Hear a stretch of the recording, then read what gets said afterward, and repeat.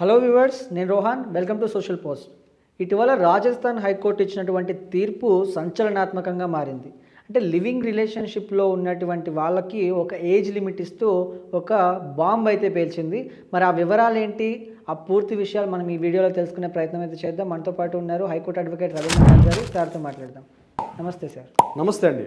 So Rajasthan high court ఇచ్చినటువంటి తీర్పులో living రిలేషన్షిప్లో ఉన్న వాళ్ళకి ఒక ఏజ్ లిమిటేషన్ ఇవ్వడం, అసలు ఆ ఏజ్ లిమిటేషన్ ఏంటి, అసలు రాజస్థాన్ హైకోర్టు ఏం చెప్పింది? బేసిక్గా రోహన్ గారు, నా వ్యక్తిగతంగా చెప్పాలంటే ఇలాంటి ఒక వీడియో చేయడం కొద్ది ఇబ్బందికర పరిస్థితి. కానీ యాజ్ ఏ బీయింగ్ ఎన్ అడ్వకేట్గా నా ప్రొఫెషనల్గా నేను రెస్పెక్ట్ చేస్తూ ఈ వీడియో చేస్తున్నాను. ఎందుకంటే సమాజం మీద నైతిక బాధ్యత కూడా మన మీద ఉంది కాబట్టి ఇలాంటి వీడియో చేయకూడదు అనుకుంటాను. బట్ అవేర్నెస్కి, ఎడ్యుకేషన్కి చేయాలి కాబట్టి చెప్తున్నాను.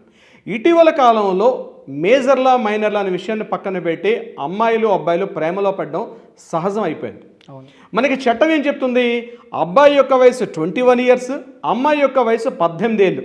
ఇది పెళ్లి చేసుకునే వయసుగా నిర్ణయించడం జరిగింది. అంటే అమ్మాయి 18 ఏళ్ళు నిండాలి, అబ్బాయి యొక్క వయసు 21 ఏళ్ళు నిండితేనే వాళ్ళు మ్యారేజ్ లెజిటిమేట్ మ్యారేజ్ అంటారు. అంటే న్యాయపరంగా, చట్ట ప్రకారంగా వాళ్ళు వైవాహిక జీవితానికి అర్హులు అని చెప్పి చట్టం నిర్దేశించినటువంటి ఒక వయ ప్రమాణం దాన్ని మనం చెప్పుకోవచ్చు. అయితే ఇక్కడ జరిగిన విషయం ఏంటంటే అబ్బాయి యొక్క వయసు 19 సంవత్సరాలు, అమ్మాయి యొక్క వయసు 18 ఏళ్ళు కూడా పూర్తిగా నిండలే. వీళ్ళిద్దరూ కూడా ఇంటి నుంచి చెప్పా పెట్టకుండా బయటకు వచ్చి వేరే చోట కలిసి కాపురం ఉన్నటువంటి పరిస్థితి దాపురించింది ఆ బిడ్వాడ ప్రాంతంలో. వీళ్ళు ఏం చేస్తారంటే అమ్మాయి యొక్క పేరెంట్స్ కాస్త బెదిరిస్తూ, నీకు ఇంకా పెళ్లి వయసు రాలేదు, అబ్బాయి యొక్క పెళ్లి వయసు కూడా ఇంకా కాలేదు కాబట్టి మీరిద్దరూ కలిసి ఉండడం చట్టరీత్యా నేరం అని చెప్పి కాస్త నయ్యనా భయ్యనా చెప్తారు. తల్లిదండ్రులు అంటే తప్పనిసరిగా చెప్పాలి కదా, అదే పాత్ర పోషించారు తల్లిదండ్రులు కూడా. కానీ ఆ పిల్లలు ఏం చేస్తారంటే ఆ తల్లిదండ్రులను ఎదిరించి మేము కలిసే ఉంటాం, మేము కలిసే సహజీవనం చేస్తాం అని చెప్పి వాళ్ళిద్దరూ కూడా పోలీస్ స్టేషన్ ఆశ్రయించడం జరిగింది.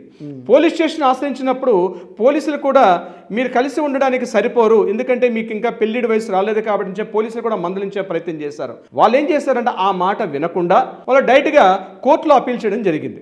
ఆ అబ్బాయి తరపు నుండి ఒక న్యాయవాది కూడా మాట్లాడుతూ అబ్బాయికి మేజర్, ఎందుకంటే 18 ఏళ్ల వయసు నిండిపోయాడు, అమ్మాయి కూడా 18 ఏళ్ళు నిండిపోయింది కాబట్టి ఇద్దరికి కలిసి వాళ్ళు మ్యారేజ్ చేసుకునే వయసు ఉంది కాబట్టి చేసుకోవచ్చు, ఎందుకంటే వాళ్ళు సహజీవనం చేసుకోవచ్చు, సహజీవనం మీద ఏజ్ లిమిటేషన్ ఎక్కడా లేదు కాబట్టి కలిసి ఉండొచ్చు అని చెప్పి అబ్బాయి తరపు ఉన్నటువంటి ఆ న్యాయవాది మాట్లాడితే పీపీ పబ్లిక్ ప్రాసిక్యూటర్ గారు ఏం చేశారంటే ఈరోజు ఇలాంటి పరిస్థితి దాపరిస్తే సొసైటీలో చాలా విపరీత పరిస్థితులు వస్తాయి కాబట్టి వీటిని ఖండించమని చెప్పి మాట్లాడడం కూడా జరిగింది. అయితే సదర్ హైకోర్టు జడ్జి గారు ఈ కేసుని విచారణ చేస్తూ అమ్మాయి మేజర్, అబ్బాయి మేజర్ కాబట్టి వాళ్ళు కలిసి ఉండడానికి అర్హులే, అంటే కలిసి ఉండవచ్చు, ఇద్దరు కలిసి సహజీవనం చేసుకోవచ్చు, పెళ్లి చేసుకుంటే తప్పు, కానీ అబ్బాయి అమ్మాయి ఇద్దరు కలిసి ఒకే ఇంట్లో ఒకే ప్లేస్లో కలిసి ఉండడంలో తప్పు లేదు అని చెప్పి రాజస్థాన్ హైకోర్టులో ఒక తీర్పు ఇవ్వడం జరిగింది.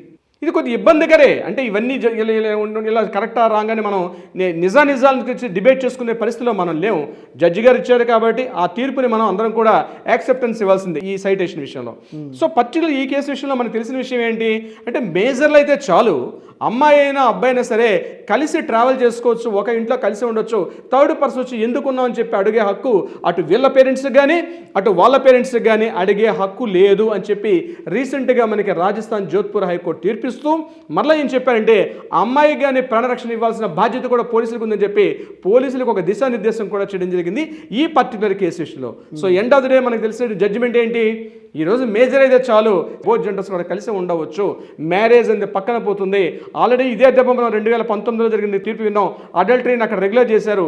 ఇక్కడ కూడా ఈ తీర్పు బహుశా నేను అనుకుంటున్నాను రాబోయే కొద్ది సంవత్సరాల్లోనే సొసైటీ మీద తీవ్రమైన ప్రభావం చూపించే అవకాశం ఉంటుంది ఈ సైటేషన్. ఎందుకంటే పిల్లలు చిన్నవారు కాబట్టి నేను ఆ డీటెయిల్స్ రివీల్ చేసే పరిస్థితిలో నేను లేను.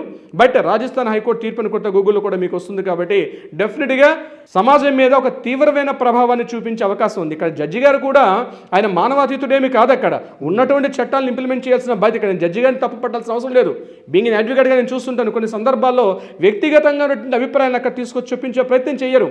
జడ్జి గారు కూర్చునేటప్పుడు చట్టాల్లో ఏముందో చట్టాలని సామాజిక స్థితిగతుల్ని వాళ్ళు తీసుకొని అవి మాత్రం ఇంపోజ్ చేసే అవకాశం ఉంటుంది. ఏమని చెప్తుంది ఆర్టికల్ 21 ప్రకారం ఎవరికి వారు స్వేచ్ఛగా స్వాతంత్రంగా జీవించే హక్కు ఉంది.